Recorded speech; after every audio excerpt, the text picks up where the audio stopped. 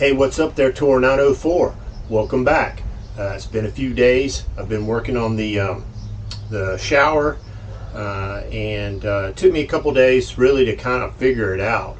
I know some of these videos, you know, I produce them and you get to see the finished product, but sometimes you don't see, you know, the day and a half, or even 2 days of me in here trying different things out to figure out what works. It does help to watch YouTube, but you don't always find what you're looking for, or maybe you just can't find it. It might be out there. Anyways, I'm sure if you've watched some videos of other people's van builds, you know that none of these walls here are perpendicular to each other. They're not square. You know, there's all kinds of different things, you know, jumping out and going back in, and, you know, little grooves and everything else. So when you're trying to fit a flat panel to an unflat surface, it's not always easy. But you know, it's just a matter of really thinking outside the box sometimes and really just kind of figuring it out. But anyways, so I had this shower pan. I bought this shower pan, and if you see, the drain is actually here in the back corner, whereas most shower pans you get traditionally are here in the center. If you're building a ProMaster, know that if you're putting the shower, I mean, on one side or the other, it really doesn't matter. If you put your drain in the middle, it's almost inevitably going to line up directly underneath the main frame of the chassis here. You can still do it, you just have to do a shallow 90-degree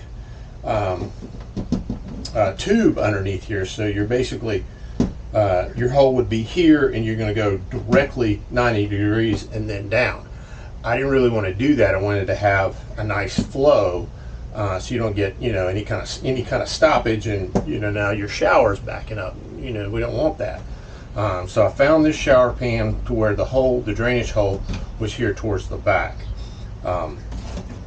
And then the way this thing is contoured, it has styrofoam here on the bottom, and it's sturdy enough that will support your weight. But if you look, you know, here on the edges and all, there's a way really to frame this thing out to where you've got wood underneath the shower pan, and then I'm putting in 3/4 inch wood for all my vertical walls. So anyways, I built basically a base for the shower pan and drilled it into the floor, so it's nice and sturdy, not going anywhere. So this basically just drops in like so, and then the vertical walls will go on the inside of the shower pan. The reason why you want to put them on the inside of the shower pan, if you've ever done home remodeling, remodeled a bathroom, or specifically a shower, you would put your sheetrock, your bathroom sheetrock, or Durarock really, on the inside of the shower pan. And the reason why is when that water hits the wall and runs down, you don't want it to have a chance to run down on the other side of the shower pan. You want it to run down and into the shower pan. So that's why the reason they have this lip that goes all the way around. So I built basically the sub floor for the shower pan to where you've got wood, and then this shower pan here will get sandwiched in between the wood going vertically up. That way you've got wood on wood, so your strength, you don't have to worry about it being uneven or flimsy or anything like that. We'll be able to build off of that and go straight up. For the back wall here, what I ended up doing was taking scrap wood and basically kind of building my way from here, depending on which level, you know, I was coming off of, whether it be the center post that's sticking out further, or these side rails that are a little more inset. Basically just use scrap wood. I used some 2x4, I used some 1/2 inch, I used 3/4 inch, I've even got a piece of just regular 1/4 inch in there to fill the gap. When I bring in these walls, I think you'll be able to see this back wall will be able to sit here firmly and then basically apply that back wall to here. And if you can see this thing, it's like, I mean, it's part of the van now. It's not going anywhere, and that's what you want. You don't want, you know, the walls of your shower to be flimsy, or if you lean against them, you know, for whatever reason, or while you're driving down the road, you want this to be, you know, a sturdy wall, a sturdy bathroom, you know, that you're not going to have any problems with down the road. And then, like I said, the walls will go on the inside of the shower pan, so anything inside the walls of this will run down in the shower pan and down and out through the drainage.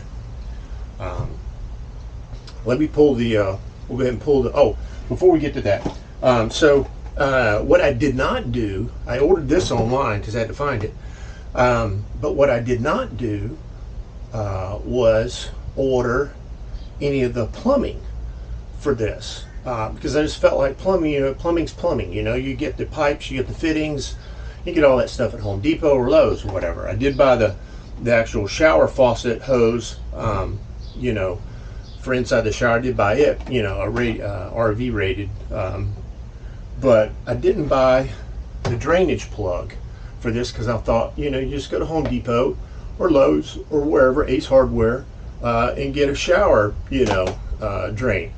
Well, I didn't think about it. I've done, you know, showers in the house before, so I went and bought this drain, and there's one problem with it. In the house, or in a house, apartment, whatever,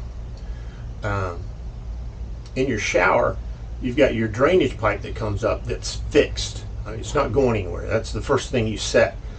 And that PVC pipe there has an internal thread in it. So this right here, when you put it down into that pipe, you just basically thread this into the pipe all the way down until it's nice and tight, and then you've got a nice tight seal. It's got, you know, rubber grommet in here. Most people put some plumber's putty in there as well, just to be safe, and then, you know, you've got your drain. Well, here's the problem with this. We don't already have a drainage pipe. What we have to do is attach a drainage pipe to this, which is not a problem, but you need to attach this to the shower pan so, you know, it doesn't just lift out and you've got a good seal. So I went to Home Depot and Lowe's. I started looking at it, and I bought this. I got home and didn't think about it. I really needed a nut on the other side here.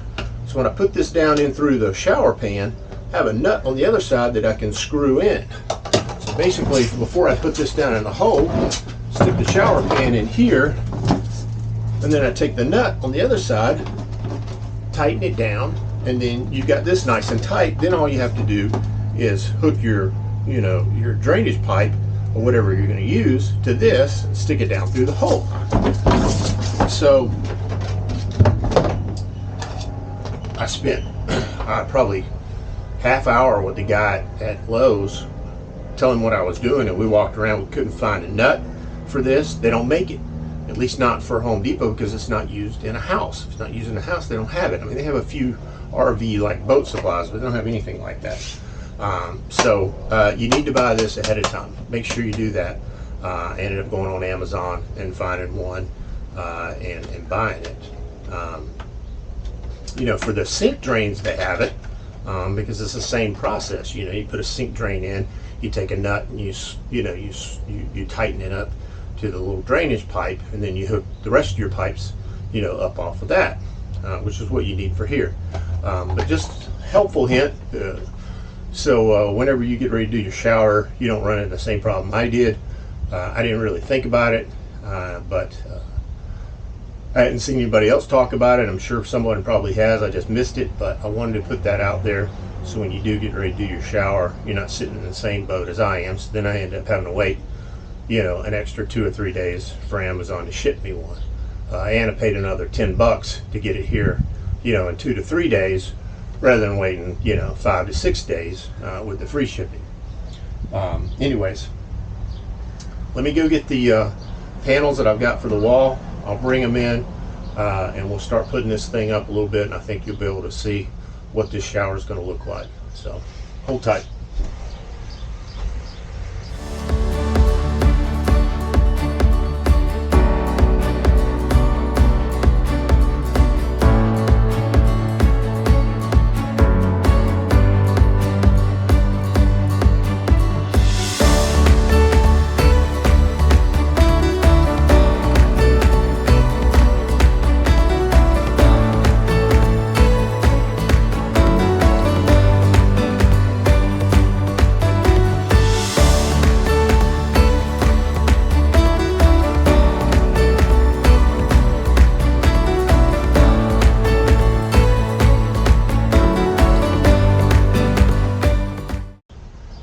Okay guys, since I've got 3 of the 4 pieces that I've got set ready to put this in here, I wanted to talk about it a little bit before I brought the 4th set in, and you kind of maybe understand where I was coming from with this. So far, these are basically just wedged in here for right now. They will be attached from the side angle into here and into here. So this will be affixed to the van, you know, with a lot of strength behind it. These 2 will be affixed into this, tying it to there. That's one point of contact. Second point of contact is, previously, before I put up the roof, I put in wood furrings up along here. So behind this panel on the other side, I'll put a small piece of like basically molding, attach it through the ceiling into the to this wood furring that's directly underneath here, and then I'll be able to attach it, you know, from here into here. So there's your second point of contact. You got one point of contact here, second point of contact here, and then down on the bottom, plan on putting another piece of 3/4 inch plywood to back this up, and it'll be attached to that base that I showed you before, below the shower pan. So it'll be attached there and here, so that'll be your third point of contact. So it'll be contacted to the ground, the side of the van, and the roof. So 3 points of contact on both sides. The back side will be, you know, basically affixed to the van, and also really affixed to the floor, because the floor is attached. The floor base is obviously attached to the floor, but it's also attached to those panels that I showed you ahead of time that I made that nice flat surface. So when this comes in here, you can see it's nice and flat. We'll be able to attach that there. So that's what I've done. If you notice, there is a gap here on both sides. Basically going to come back with PVC, like a PVC molding. Put that in the corners and fill it. I'll probably fill these first with a like a silicone based filler. That way it's got room to expand a little bit as you're driving down the road. You don't want anything too brittle to where it would crack and break apart. So we'll use silicone there. We'll put the molding to cover the rest of the crack, and then put silicone on top of the or next to the molding to secure it. Make sure you don't have any, you know, problems with moisture or water getting through there. But let me go get the other panel, and I'll show you how that's going on, and then I'll need to come in with one last panel to cover this top area that I haven't done yet. But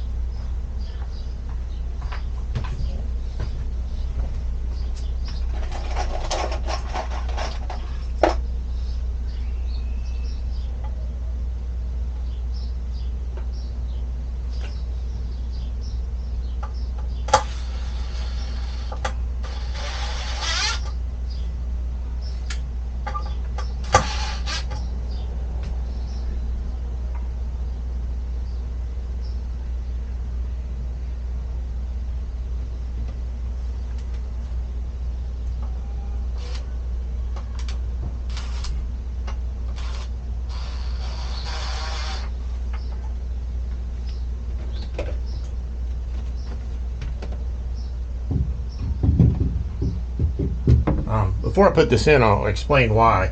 I was able to get this back piece, you know, as super flat, but then here at the top, this area right here basically jolts back out into basically this area, and the only way to get around it is to you know, basically mold the wood that way. So if I was able to, if I only put 1/2 inch, or really, well, I don't even know that would work. We'd have to put a 1/4 inch, because a 1/4 inch has some flex to it, like we used up here on the ceiling. You can flex it, you know, to where you can, you know, move it around a few places, but it doesn't have any stability to it. You know, a 1/4 inch plywood would have zero. It'd be like, you might as well put paper up here. So I went with 3/4 inch because it has, you know, the most stability to it. I watched another YouTuber that when they framed out their shower, they used 3/4 inch on one wall and 1/2 inch on the other wall. And they said the 1/2 inch was holding, but they had to do it over again. They would go with the 3/4 inch on both walls, just so it was a little bit more secure. So I just decided to go 3/4 inch all the way around. So basically that will go there. This panel here will line up.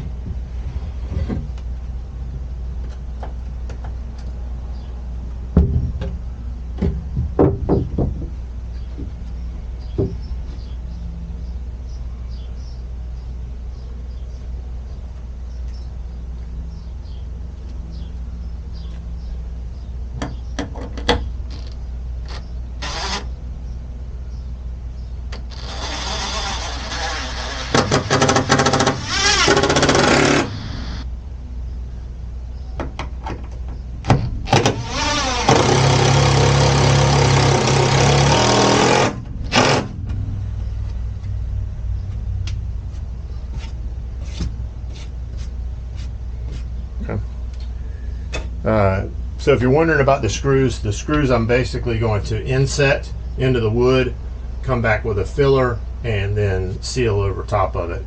So you won't be able to see them, and you won't have to worry about it. Plus I'm using stainless steel, so I don't have to worry about, you know, it rusting down the road. So the last piece here, I am going to use 1/4 inch, and I'll basically be able to attach it from here to here, and then we'll seal it up, you know, when I'm doing the sides and stuff. So anyways, that's it for, this is basically part 1 of the shower install. I didn't want to do, you know, a full thing because it would just be forever long, and who wants to sit around and watch me work on a bathroom for, you know, an hour. So I try to get as much stuff done ahead of time. This will be step 1 of the shower install. Step 2 will be the finishing product. I'll come back. I haven't attached these yet, so I still got to drill holes, bring the plumbing through, attach the shower head and all that, and then, like I said, with the corners and stuff. So we'll do that on the next one, and put the drain in the plug. So this is basically the rough end of the shower enclosure, and then I also have a door, Nautilus door, that'll go here as well. So hey, thanks for tuning in. Thanks for watching. Thanks for giving me all the thumbs up in the comments. If you have any questions or any suggestions as far as that goes, please drop them in the comment section. Love to hear those. And we'll be back soon to finish out this shower. But thanks for watching. If you hadn't subscribed yet, hit the subscribe button. If you have subscribed and you want to keep track of it, hit the bell, and that'll notify you every time we put up a new video. You can keep track of this van going 0 to 60 day build. I think we're at day 40 now, so we're getting closer to the end. I got about 20 days left, just a little over 2 weeks, but we're on schedule, and I'm excited and can't wait to see this thing, you know, in the finished product. So, yes.